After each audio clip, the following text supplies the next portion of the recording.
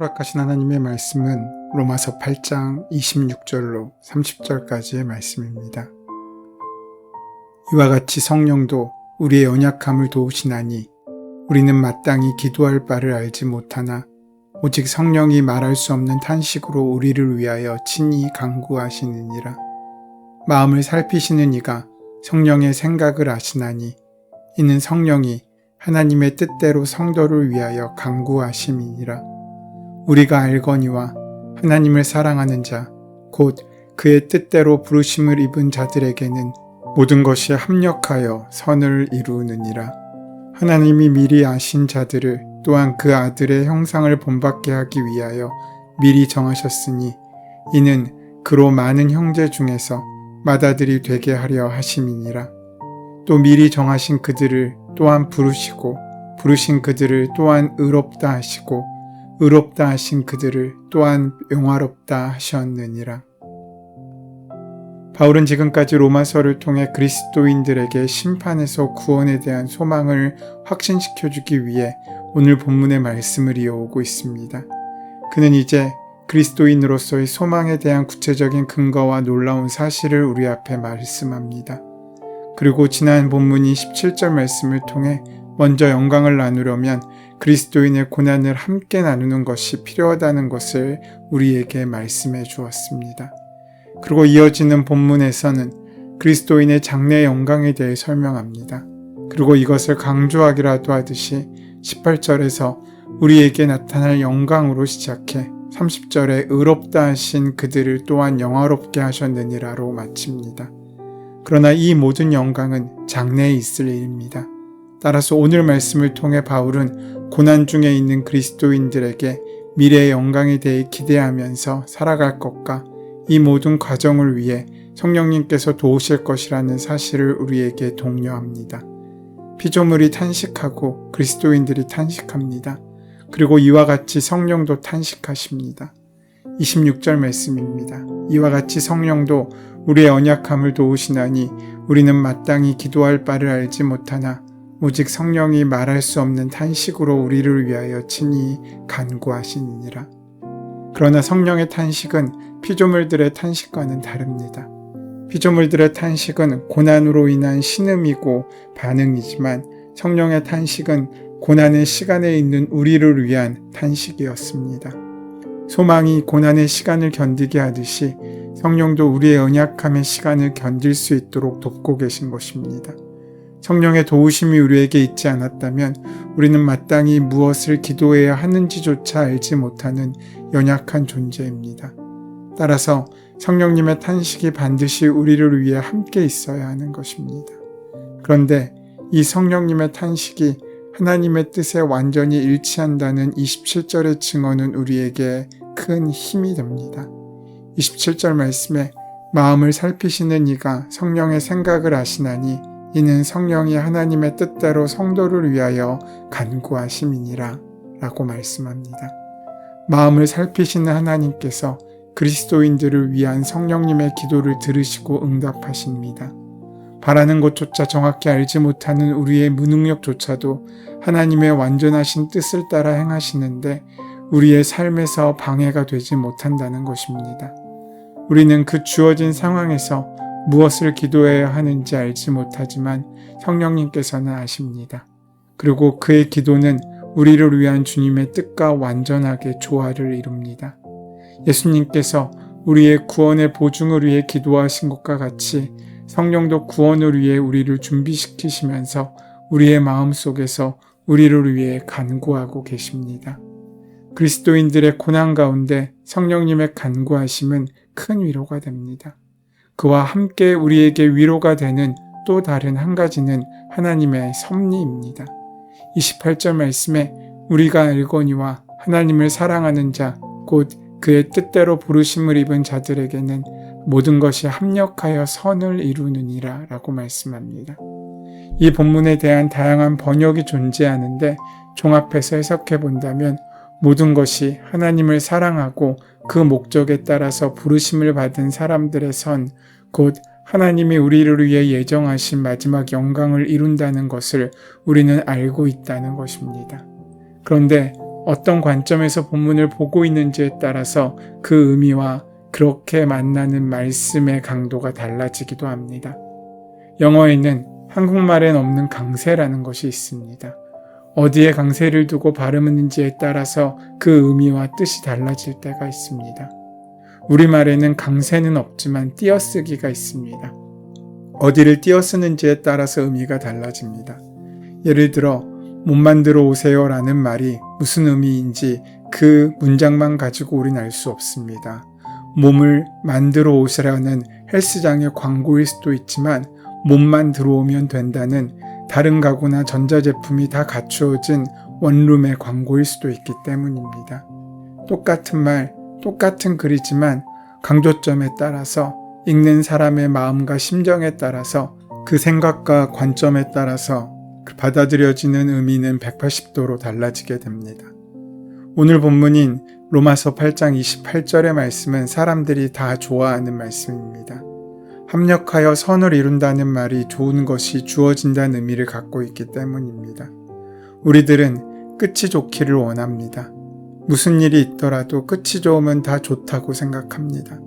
아무리 고생스러운 과정이 있더라고 할지라도 그 끝에 참된 성공이 우리를 기다리고 있다면 그것은 가치 있는 고생이라고 생각하는 것입니다.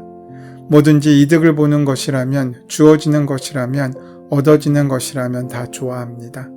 게다가 그것이 선을 이룬다고 말씀하고 있으시니 얼마나 좋겠습니까?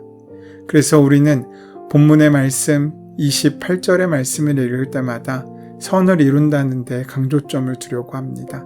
우리에게 선이 이루어진다는 것은 결국 우리가 원하는 모든 것이 온전히 이루어진다는 것으로 받아들여집니다.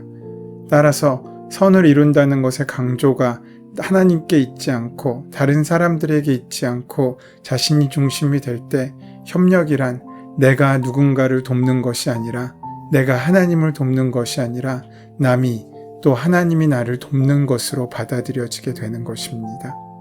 이 말씀의 강조가 하나님을 사랑하는 사람, 부르심을 받은 사람이라는 그 사실을 간과하게 됩니다.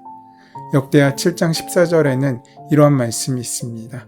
내 이름으로 일컫는 나의 백성이 스스로 겸손해져서 기도하며 나를 찾고 악한 길에서 떠나면 내가 하늘에서 듣고 그 죄를 용서하여 주며 그 땅을 다시 번영시켜 주겠다. 우리는 용서와 번영에 환호합니다. 그러나 주님 앞에 겸손히 나아가는 것을 바라보는 사람은 적습니다.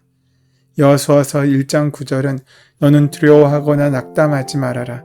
내가 어디로 가든지 너의 주 나 하나님이 함께 있겠다라고 말씀합니다. 용기를 잃을 때마다 이 말씀을 기억해낼 수 있으면 우리는 다시 힘을 얻을 수 있습니다.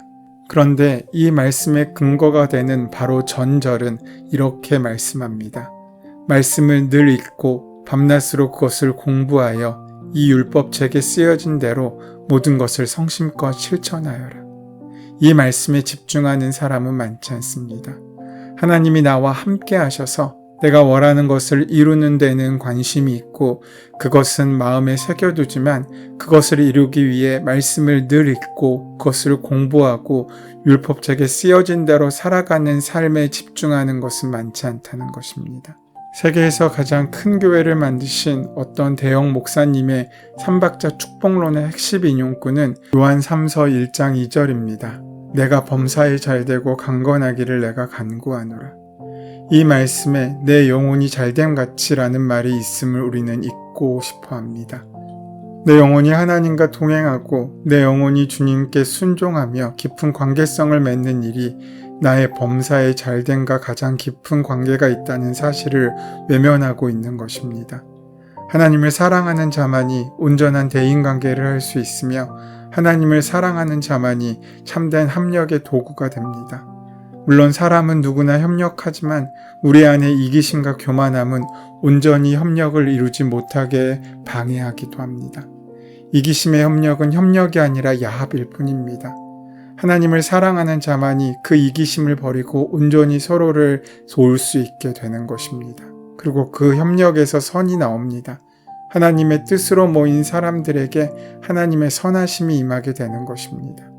하나님을 먼저 사랑하고 부르심에 먼저 응답하는 것이 중요합니다. 이 약속은 모든 그리스도인들에게 해당되며 따라서 오늘 우리에게도 이 영광의 약속이 허락되었습니다. 그러기에 우리가 해야 할 몫에 사명이 있습니다. 나 혼자는 할 수 없지만 우리에게는 우리를 도우시는 성령님이 함께 하십니다. 성령님께서는 연약한 우리를 도우시는 분이십니다.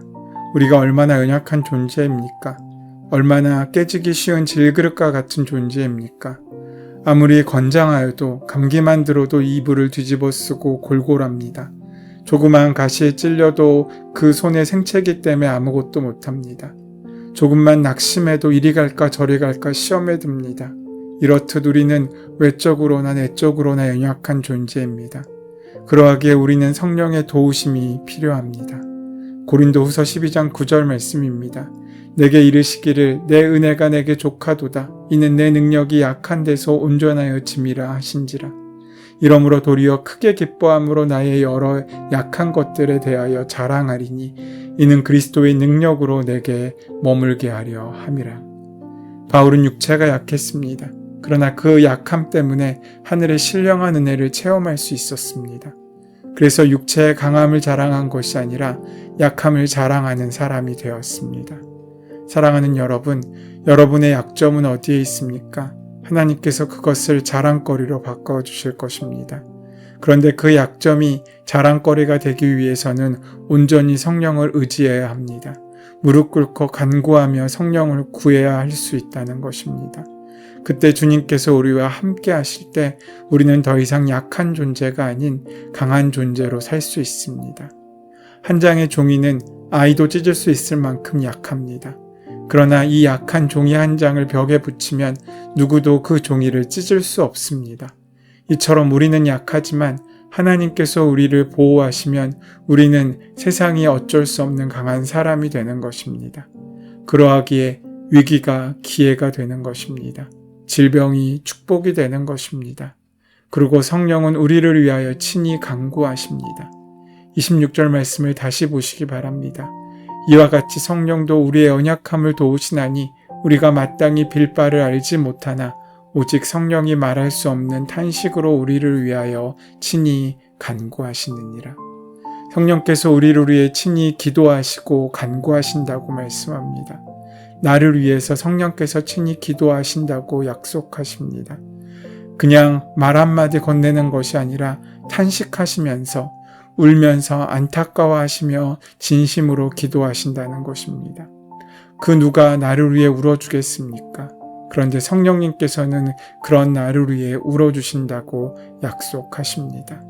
그렇게 성령님이 하나님의 뜻을 따라서 우리 믿는 자들을 위해 간구하신다는 말이 우리에게 위로가 되기도 하지만 손에 잡힐 정도로 이해가 되는 건 또 아닙니다. 때로는 막연하게 들릴 때가 있습니다. 성령님이 우리와 함께 하시니까 어려운 일도 다 해결할 수 있다거니와 또 성령이 우리를 인도해 주시니까 걱정하지 말라고 말씀합니다. 하지만 실제로 이것을 경험하지 못하면서 그냥 입으로만 말하는 경우가 너무나 많습니다. 성령이 우리를 위하여 간구하신다는 말이 무슨 뜻입니까? 바울은 성령과 하나님을 하나로 생각합니다. 성령이 간구하신다는 말은 하나님께서 간구하신다는 말이 됩니다. 이 말은 하나님이 우리와 함께 하신다는 뜻으로 생각해도 좋습니다. 하나님이 우리와 함께 하신다면, 즉 하나님이 우리를 도우신다면 우리가 아무리 힘들고 절망스러운 상황이 있다고 할지라도 뚫고 나갈 수 있는 힘과 능력이 바로 그곳서부터 시작될 수 있다는 것입니다. 29절로 30절의 말씀을 통해서 하나님께서는 모든 것이 합력하여 선을 이루도록 하신다는 약속과 함께 하나님께서 그 자녀를 선택하시고 그들을 부르시어 의롭다 하시고 그들을 영화롭게 하시는 하나님이시기 때문에 우리가 비록 고난과 역경 가운데 살아간다고 하더라도 결국 우리를 영광의 자리로 인도하실 하나님이심을 분명히 말씀하시면서 그 하나님을 신뢰하며 살아가도록 우리를 권면하고 있습니다. 오늘 그 하나님께서 우리 하나님이 되십니다. 그 하나님께서 우리와 동행하시고 함께 하십니다. 그저 막연히 그 이름을 부르는 것을 넘어서 그 주님과 동행하며 삶의 실질적인 통치와 삶의 실질적인 우리의 주권을 주님께 맡김으로 순종함으로 나아갈 때 하나님의 놀라운 은혜와 역사를 우리의 삶 가운데 체험하게 될 것입니다. 그 은혜를 다 만나고 누리시는 귀하고 복된 하루가 되시기를 소원하고 축원합니다. 은혜의 주님, 우리가 험한 세상 살아갈 때에도 우리가 장차 누리게 될 영광을 기억하며 또 우리와 함께 하시고 우리를 도우시는 성령님을 의지하여 우리에게 놓여진 인생길을 성실히 걸어갈 수 있도록 인도하시고 함께하여 주시옵소서. 예수님의 이름으로 기도드립니다. 아멘. 이 아침 우리에게 허락하신 본문의 말씀이 오늘 나에게 주시는 하나님의 음성으로 만나지기 위하여 본문의 말씀을 깊이 묵상하시고 함께 기도하는 시간 가지도록 하겠습니다. 함께 기도합니다.